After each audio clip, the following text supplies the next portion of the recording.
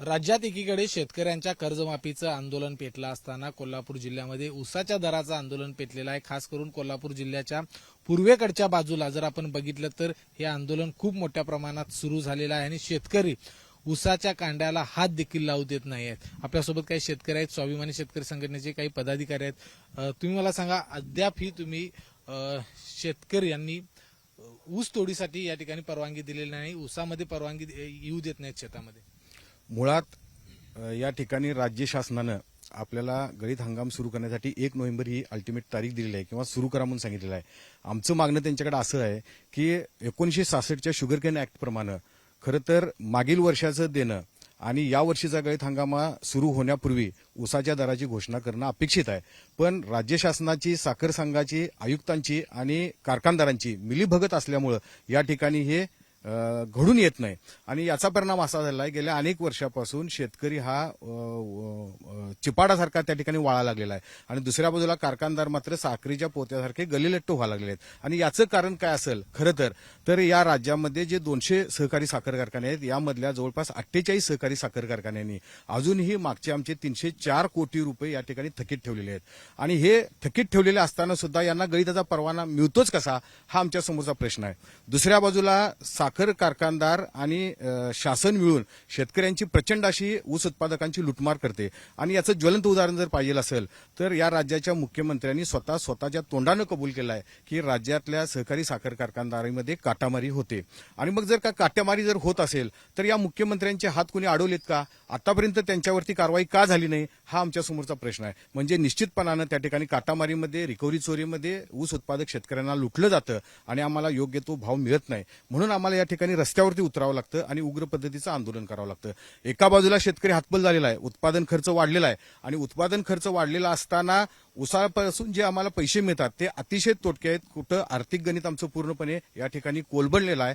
त्यामुळं कर्जमाफीचं सुद्धा जे आश्वासन दिलेलं होतं त्या आश्वासन आम्हाला कुठंतरी तारल असं वाटत होतं, पण ते आश्वासन सुद्धा हवेत विरले असं या ठिकाणी वाटायला लागलेलं आहे. मुख्यमंत्री साहेब या ठिकाणी देवाभाऊ म्हटले की मी पुन्हा येतोय आणि तुम्हाला कर्जमाफी देतोय, पण या राज्यातला शेतकरी त्यांना पुन्हा घरी पाठवल्याशिवाय आणि कायमचं घरी पाठवल्याशिवाय आता निश्चितपणानं स्वस्त बसणार नाही, असं या ठिकाणी चित्र महाराष्ट्रामध्ये उभ्या दिसायला लागलेलं आहे.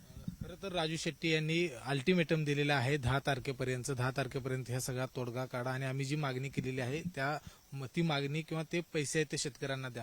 10 तारखेनंतरचं चित्र काय असेल कोल्हापूर जिल्ह्यात? 16 ऑक्टोबरच्या ऊस परिषदेमध्येच आदरणीय राजू शेट्टी साहेबांनी जाहीर केलं की आपल्याला 10 नोव्हेंबरपर्यंत सगळ्या कारखान्यांना मुदत दिली आणि कारखानदारांना सांगितलं की तुम्ही एकत्र या किंवा तुमचं तुम्ही ठरवा आणि तो आमचा 3751 रुपये पहिली उचल विना कपात आणि मागचे 200 रुपये द्या, ही भूमिका स्पष्ट केली. त्यानंतर त्यांनी दंगा करायचं काय कारण नाही की आम्हाला मुदत मिळालेली नाही.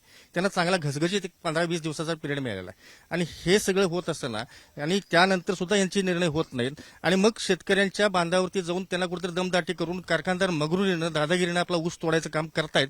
पण ही दादागिरी फार त्यांच्या चेला चपाट्यापर्यंतच आहे.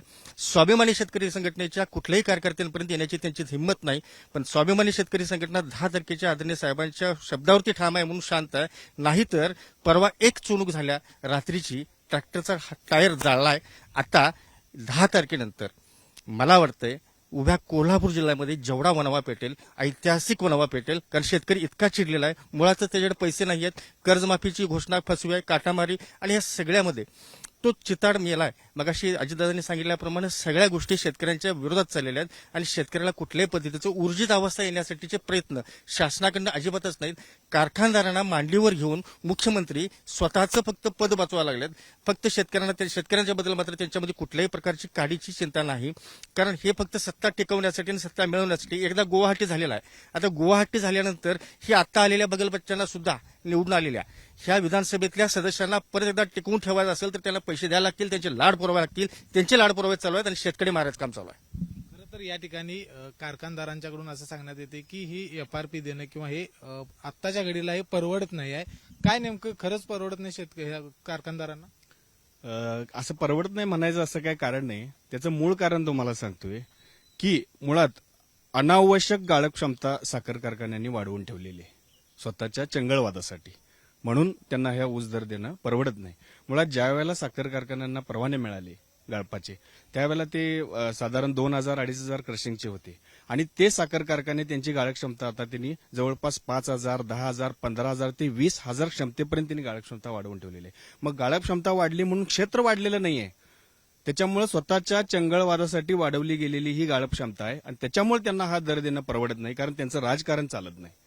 मुळात त्यांनी गाळप क्षमता वाढवून ठेवून स्वतःच्याच पायावर धोंडा मारून घेतलाय आणि परवडत नाही म्हणायचं असं काही कारण नाही आहे, कारण साखरेचं उत्पादन पण मोठ्या प्रमाणात आहे, बाय प्रॉडक्टचं उत्पादन मोठ्या प्रमाणात आहे.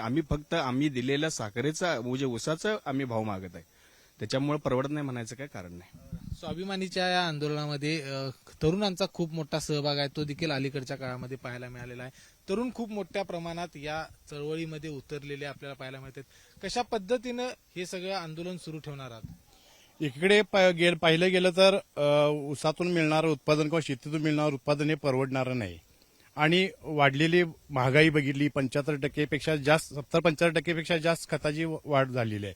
रासायनिक खतं असो किंवा लागलेले घटक असोत आणि मिळणारा दर बघितला तर ती मोठी तफावत आहे, ती काही परवडणारी नाही. म्हणून तरुणाच्या हाताला एकीकडे सरकार काम देतो म्हटलेलं आहे, ते काम दिलेलं नाही.